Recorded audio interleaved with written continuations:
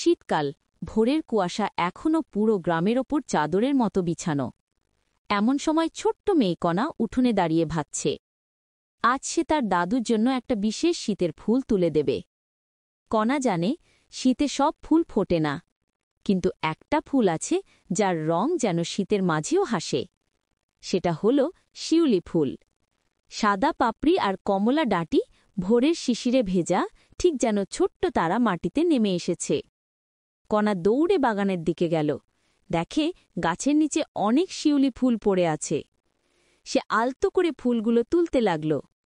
ঠিক তখন পিছনে এক মিষ্টি কণ্ঠ, সব ফুল নিলে গাছ রাগ করবে কিন্তু। চমকে কণা ফিরে তাকাল, দেখে একটি ছোট্ট ছেলেও ফুল কুড়োচ্ছে, নাম ঋষভ। কণা হেসে বলল, না, আমি পড়ে থাকা ফুলই নিই, গাছের থেকে ছিঁড়ি না। ঋষভও হাসল, তাহলে আমরা বন্ধু হলে ভালো হয়। দুজনে মিলে সকালে যত শিউলি ফুল ছিল সব এক ঝুড়িতে জমাল। তারপর কণা ফুলের মালা গেঁথে দাদুকে দিল। দাদু হাসতে হাসতে বললেন, এই মালার গায়ে শুধু শিউলির গন্ধ নেই, আছে তোমাদের দুজনের বন্ধুত্ব। সেই দিন থেকে প্রতিটি শীতের সকালে কণা আর ঋষভ মিলে শিউলি কুড়োয়, আর তাদের বন্ধুত্ব আরও গাঢ় হয়ে ওঠে।